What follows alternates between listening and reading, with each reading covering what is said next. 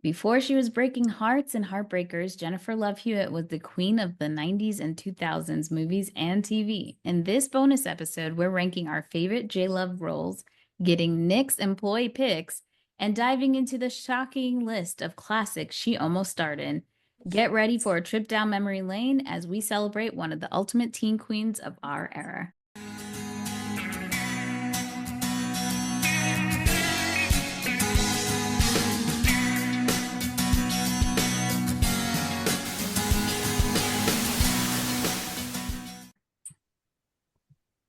Welcome to the No More Late Fees podcast. I'm Danielle.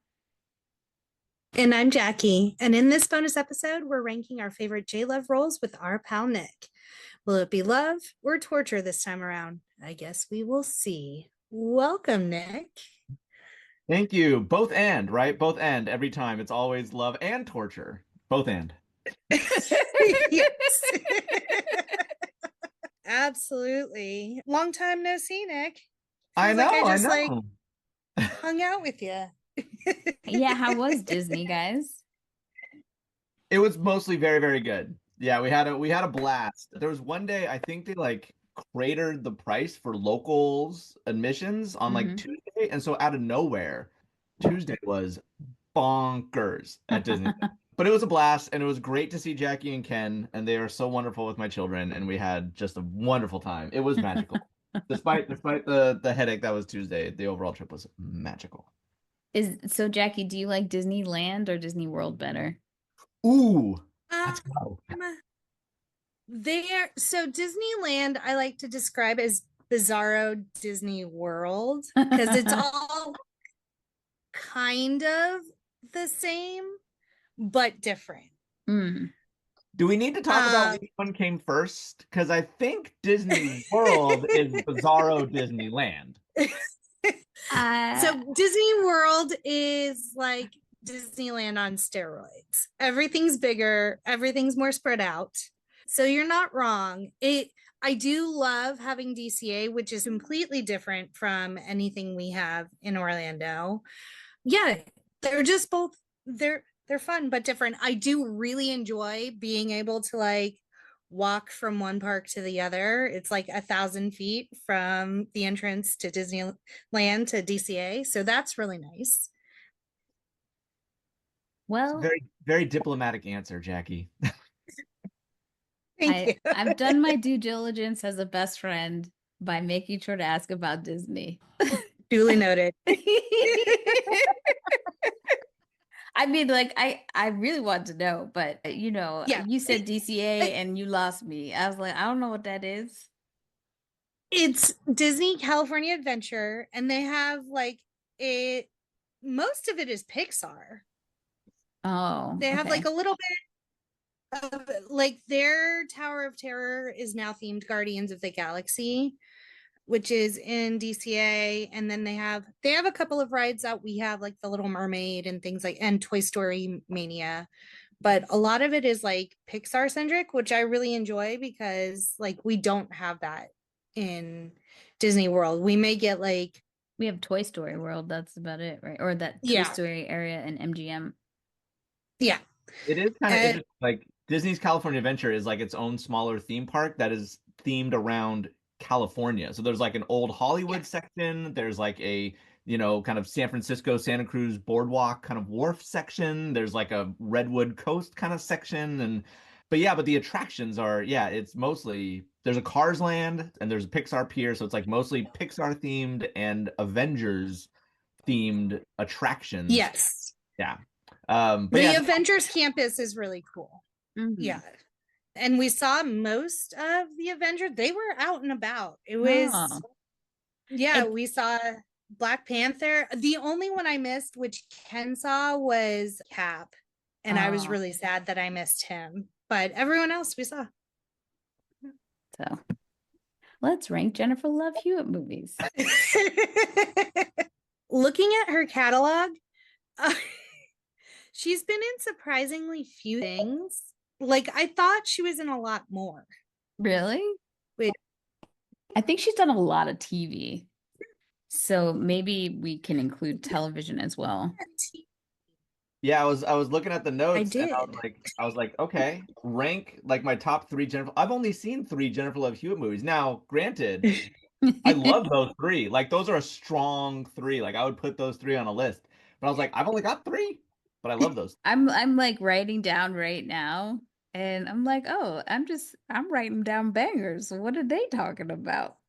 But let I me. have some. I was just saying that like I thought she was in a lot more than she has been. I think what she did was so kind of like, I don't know, of the time, like culturally powerful. Like she just felt like she was everywhere Yeah. because of the movie she was in and because of like the person that she was at that moment. Like it really felt like she was just kind of everywhere for a few years, but it didn't take much to kind of get that sort of cultural impact. Right. Well, it's like who Yeah. she was dating. She was in all the teeny bopper things, and then she was in every think about how many music videos she was in because like guys were she was a Smash Mouth. She was in LFO, one of the girl in the TV one. She had her own singing career, so she was making her own music videos, and then she was dating a lot of high profile people. So maybe I that. think we just got saturation from her all around. Like she was in all of the teeny bopper magazines that we read. Right. And then she was like on MTV all the time because she surrounded herself with people that were on MTV. Like it was just we got her from a lot of angles. Right. I She was also in the Enrique Iglesias music video Hero. Like, I'm telling you, that girl she stayed on MTV for real. I'm like trying to see which other ones she was in. They don't have her Smash Mouth music video They on here. do. Is it? I saw it. Oh, Yeah, on maybe I IMDb. missed. Maybe Yeah. I haven't gotten to it. Maybe I Can't, missed it. can't, can't get enough of you, baby. 1998. Oh, is that what? Okay. Yes. Okay. Yeah. All right. What y'all got? Nick, guess first. I was gonna say, can I go first? Because I only got three. I Know What You Did Last Summer, Heartbreakers, and Can't Hardly Wait. All right. And that's, I mean, I'm like, that's enough for me. Like with those three movies, like man, like that was That's everything. solid. Yeah. I was like, that's enough. That is more than enough Jennifer Love Hewitt, and not like in a bad way. I'm like, that's all I need. It was great. It was great. Well, can I go, Jack? Go ahead. All right. Number one, House Arrest. Can't wait till we do that one. Classic. Number two, Heartbreakers. And number three, Can't Hardly Wait. If I was going to do TV shows, though, number one, Kids Incorporated. Number two, Party of Five. Number three, that episode of Boy Meets World where they were spoofing I Know What You Did Last Summer. Boom. Girl, you have my list because I have Kids Incorporated, Can't Hardly Wait, and Boy Meets World. But if we're just doing movies and just to spread the love, I will go Trojan War, Oh, Sister right. Act 2, and Can't Hardly Wait. Fuck. I love Sister Act 2, but like she's barely in it. She was in it. She was there. She was. I totally forgot about that. Well, honorable mention Kids Incorporated and the Boy Meets World episode where she was Jennifer Love Pfefferman. Yeah, because she was dating Will Friedle at that time. She dated Carson Daly. I think she dated one of the guys from LFO. Yeah. Man, I love LFO. Their songs made no sense, but they were catchy as hell. Well, true. Facts. They were street poets of the time.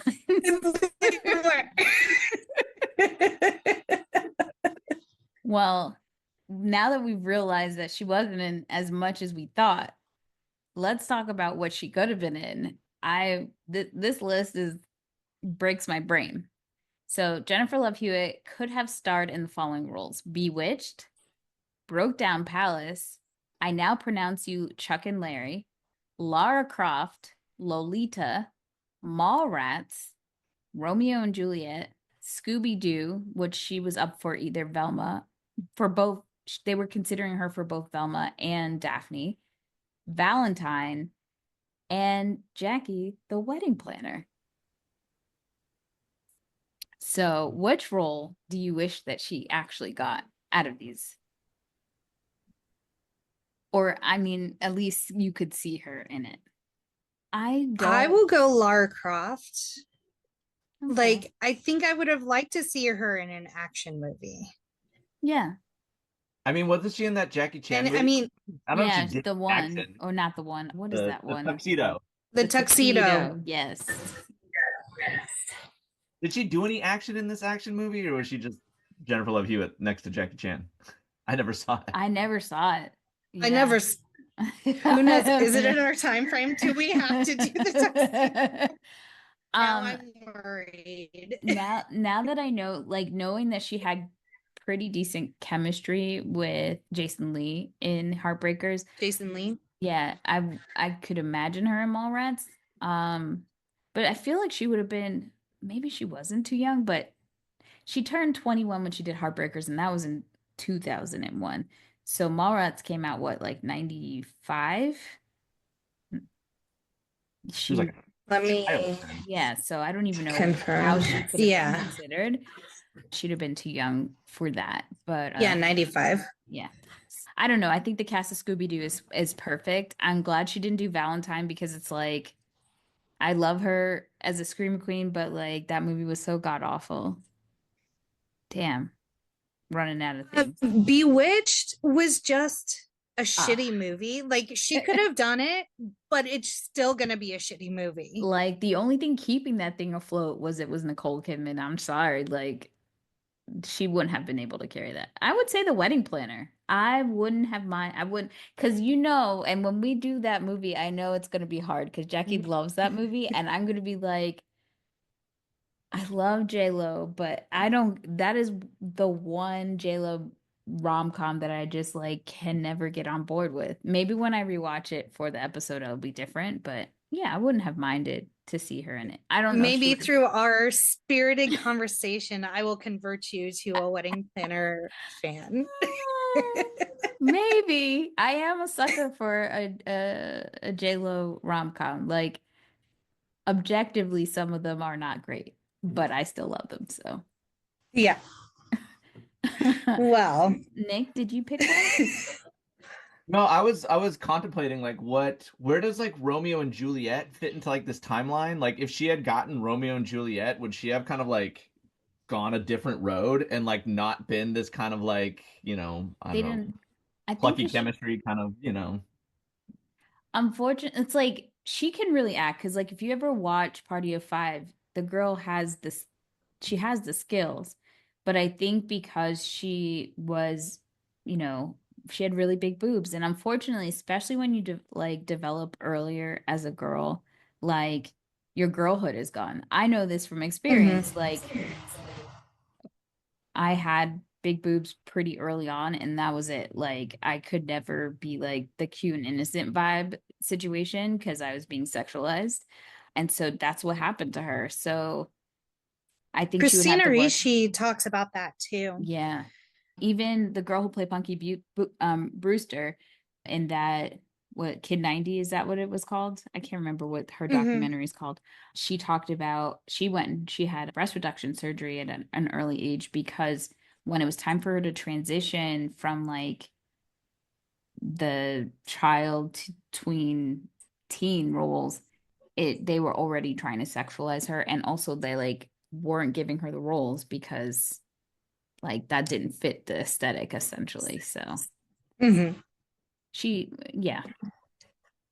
Wasn't Claire Danes in Broke Down Palace? Yep. So yeah, I wonder if she would have gone like that more indie kind of, like, not as big, glossy, shiny blockbusters as she did. Yeah. Yeah, that's what I was thinking of. Like, she would have gone had a different experience. But it is, that's such tragic shame that she like couldn't be a cute innocent tween. You know, she couldn't be a Juliet, like a, Yeah. because she went from being 12 to being 20 like overnight. Yeah. In the eyes of Hollywood, like that's tragic. Yeah. Did you pick one, Nick? That I would want? Yeah, like that you'd want to see her in. I just want to make sure we don't miss that. Yeah, no, I'm like, I don't honestly, like, I'm looking at all these and I'm kind of with you. I'm like, I don't think like having her in any one of these would have changed the movie at all. Like, I'm just like, no, not really. I know it's kind of a weird thing where it's like we got this Jennifer Love Hewitt, and I'm like, actually, I think I got the Jennifer Love Hewitt that I would have envisioned and wanted. Yeah, like the wedding planner would have been cool, like because she kind of fits that vibe now, like now. But yeah, like Lara Croft would have been cool, but I don't know if she could do like any of the action stuff. She probably could. Yeah, I don't know. I don't know. I'm like looking at that list. I'm like, that is quite a list to kind of like be constantly second best, or second to be runner up. Yeah. But I'm like, I'm good with that though. I don't know. I'm like, I sound like a Jennifer Love Hewitt hater right now. I'm just like, I don't. She's fine. Everything worked out the way it was supposed to. Yes. We'll leave it at that. It is so funny. Like, I'm thinking about this though. Like, okay, like we'll probably they'll come up talking about it in our conversation. But like, I had like 16-year-old me had such a crush on Jennifer Love Hewitt. I was smitten. Like, so I don't know. She was on my like computer desktop for a while, right? Like, I was that kind of dumbass boy. But also like I was a big fan of Jennifer Love Hewitt, but I'm not like, I don't know. I'm like looking at this list of movies. I'm like, I don't need her in any more movies though. I'm okay. Okay. Satisfied with what I got. Well, now, Nick, we have to put you back in the hot seat for your employee picks. So let's see what movies you'll stock on the shelves at Blockbuster or Hollywood Video, whichever you prefer. So your list is getting pretty extensive. So your previous picks are The Life Aquatic, Almost Famous, Out Cold, Swingers, Pick It Up, Scott in the 90s, Titan AE, and Elf. What you got for us this time? Okay. I'm like, man, that's a really good list, by the way. That is a solid rack of movies right there. Especially Pick It Up, Scott in the 90s. Gonna just honorable mention that one. Always. But no, I was ready this time. I am ready. So it is March. It is springtime. I'm coming at you with some employee picks on a theme. We're going 2005's Fever Pitch. Okay. 2002's The Rookie. Okay. And 1993's The Sandlot. These are all hockey movies? Oh, for God's sake. I quit. I fucking quit. I'm never coming back to the show again. So well, up until Danielle just had to turn the knife a little bit. All right, Nick. I know these are all foosball movies. Okay. Danielle. Unbelievable. I appreciate your spring training list, Nick. Thank you. Which, by the way, okay, does that thing you do fit into your timeline? Yeah. It does. Because when I said that, I was like, and I quit. I quit. You ain't never quitting. You ain't never going nowhere. You're always coming back. It was almost on the list for 2025, and we had to do some rearranging, so it got bumped. Yeah. All right, call me in 2026. By then, I might be over this absolute just offensive slander of the sport of baseball. But yeah, call me when you do that thing you do. But otherwise, yeah. So we got a baseball list this time. Fever Pitch, The Rookie. Nice. Yeah. Love it. Well, don't forget to hit us up at No More Late Fees on TikTok, Instagram, Twitter, Facebook, YouTube, Threads, and Blue Sky if you have favorite hockey movies that you want to add to Nick's list. And don't miss us next week as we celebrate Jackie's birthday with Multiplicity. A wallet. Going to drive a car. It's my birthday movie. I got to choose. All right. I like Pizza Steve. And as always, be kind and I almost said and play ball. Let's try that again. As always, be kind and rewind.